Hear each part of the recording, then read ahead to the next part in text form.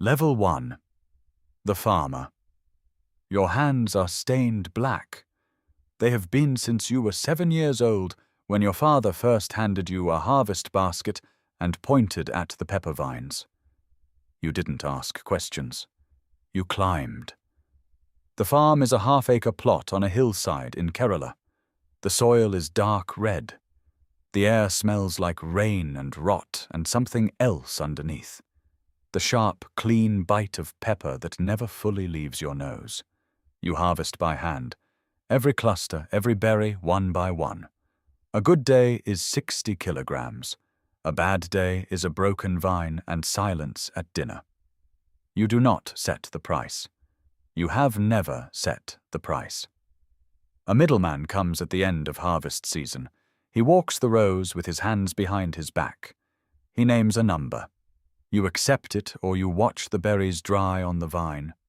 Last year he paid you $4 a kilogram. You heard the same pepper sold in London for 40. You are the base of everything. Without you, there is no trade, no empire, no story. The world eats because your hands bleed, but the world does not know your name. Level 2. The middleman. You drive a motorbike between 12 villages every week. The back is loaded with 2 empty crates and a ledger book held shut with a rubber band. You know every farmer by name, by harvest size, by how desperate they look in November. You buy low, you store it in a concrete shed behind your house. You wait. When the price ticks up, you sell to the district warehouse and pocket the margin. Last season you cleared 3 times what any farmer earned from the same batch of pepper. The farmers call you a leech. They're not entirely wrong, but you take the risk they won't. If the rains come early and the crop rots, you lose too. If the warehouse man decides he doesn't need your stock this week, you wait. You are in the middle of a chain so long that neither end can see the other, and your job is simply to survive in the gap between them. You keep 2 phones, one for buyers, one for sellers. You never let them talk to each other. Level 3. The spice market trader. The market opens before sunrise. 200 stalls crowd a covered hall that smells like a war between every scent on earth. Turmeric, cardamom, dried chili, cinnamon bark. You know them all without looking. You were born smelling them. Your stall is the 3rd row from the entrance. The good spot. You paid for that with 15 years of 4 a.m. mornings. Your sacks are labeled. Your weights are calibrated. Your prices are written on a chalkboard because you change them twice a day. You buy from 5 different middlemen. You sell to restaurants, exporters, and the occasional tourist who thinks saffron is cheap here. It is not cheap here. It is just cheaper than where they are from. On a strong week, you move 200 kilograms of mixed product.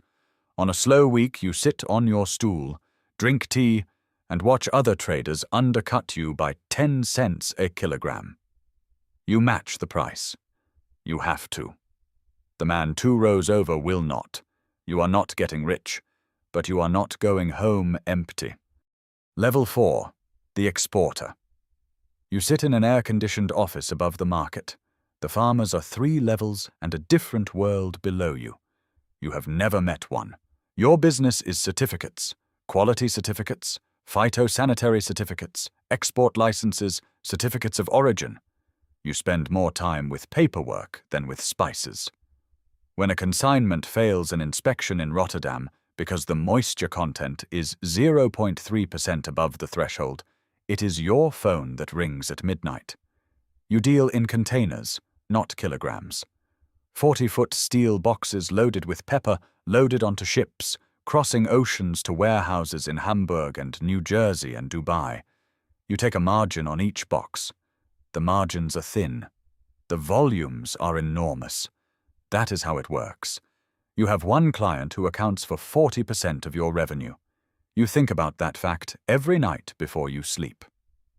Level 5. The Dutch monopolist.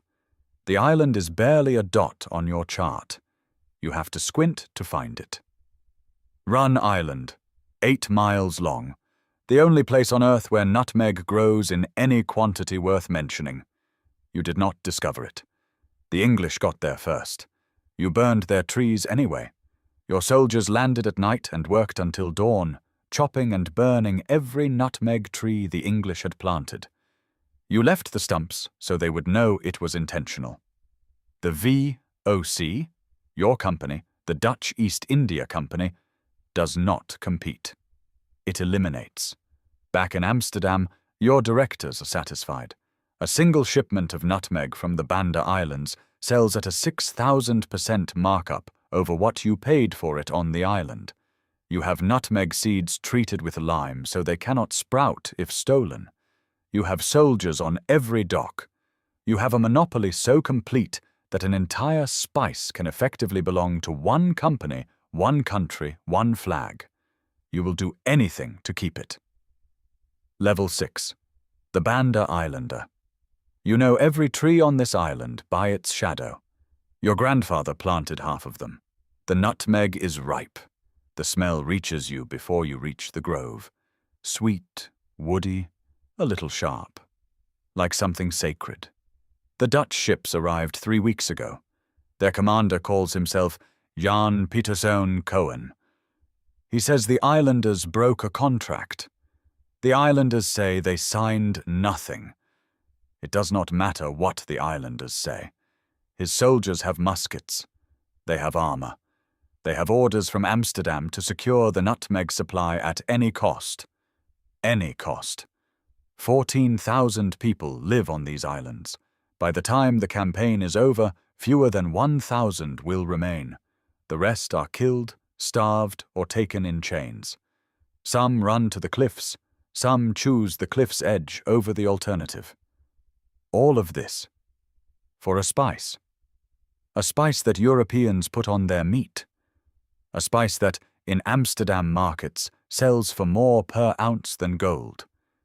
You die never knowing that 2 generations later the Dutch will trade this island, and everything your people died for, to the English in exchange for a piece of land in the New World that the English called New Amsterdam. The English renamed it New York. Your island was worth more than New York. Level 7. The Venetian Merchant. Your palazzo has 16 rooms. The chandelier in the main hall was paid for by Pepper. You do not think of it in these terms. You think of it as a chandelier. Venice controls the spice route between the East and Europe. Arab traders bring the goods to Alexandria. Your ships bring them the rest of the way. By the time a sack of black pepper reaches a nobleman's kitchen in France, it has passed through 8 sets of hands.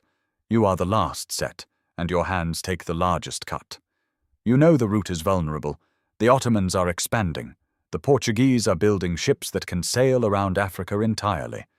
If that route opens, Venice loses everything.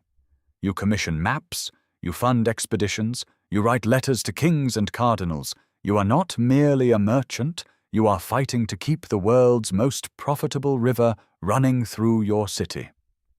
For now, it still does. A cart of pepper arrives at the dock below. You watch it from the window. You do not go down to check it. You have people for that. Level 8. The ship's captain. You have not seen land in 43 days. The hold is loaded with pepper, cinnamon, and cloves from Calicut. The cargo is worth more than the ship and everything on it, including the lives of your 38 crew members. This is not an exaggeration. This is arithmetic. You did it yourself before departure. 3 of those men died in the storm off the Cape. 1 fell from the rigging in calm weather, which somehow felt worse. The remaining 35 do not complain. They know the deal. Return alive with the cargo, and the payout will feed their families for 3 years. Return without the cargo, and the company will not pay. Do not return at all, and the company will replace the ship. You navigate by stars and experience, and a chart that is wrong in 3 places you have already discovered, and 1 place you have not discovered yet. The spice trade runs on men like you. It writes about men like your investors. Level 9. The Spice Lord. You have never touched a pepperberry. You have never been on a ship for more than the crossing from Dover to Calais. You have never visited the Banda Islands, the Malabar coast, or the warehouses in Lisbon where your goods are stored. You sit in a room in London. The room has wood paneling and a fire, and a man who refreshes your coffee when it cools. Before you on the table is a ledger. The ledger represents 12 ships, 4 warehouses, a harbour concession in Calicut, and controlling shares in a company that has its own navy. The company is the English East India Company. You are one of 7 men who set its policy. Last year your ships returned carrying £210,000 of pepper. The total cost of acquisition, transit, crew, insurance, and bribes was 4 shillings per pound. The price you charged in London was 30 shillings per pound. You did not earn this. You inherited half of it and manoeuvred the other half into place over 20 years of letters, introductions, and the careful memory of who owes what to whom. Outside these walls, sailors are dying and farmers are starving and islanders are being enslaved for this ledger's numbers to stay clean. You have never thought of it in those terms. You think of it in terms of the ledger. Level 10. The King. The spice arrives on a velvet cushion. Saffron threads, weighed to the gram, presented as tribute from a trading partner seeking favourable port access. The gift is worth more than most men earn in a decade. You wave it toward the steward without looking at it. You have larger concerns. The Portuguese have opened a sea route around Africa. Every ship that uses it bypasses the overland routes your kingdom taxes. Your revenue from spice tolls has fallen 20% in 3 years. If it falls another 20, you will not be able to pay the army that keeps the nobles quiet. Empires rise and fall on flavour. You summon your trade minister. You discuss tariffs, blockades, and the possibility of funding your own expedition east. You need a route that belongs to you, or a monopoly over the routes that already exist. The saffron sits on the cushion in the corner of the room, untouched and priceless. You forget it is there. This is the spice trade, not the kitchens and the markets, the rooms where men decide who gets to eat, who gets to sell, who gets to live, and whose island is worth less than a ledger line. It started with a farmer in red soil with stained hands, and it ends here, in a palace where the spice is invisible, but everything is made of it. If you learned something new, hit subscribe. Thanks for watching.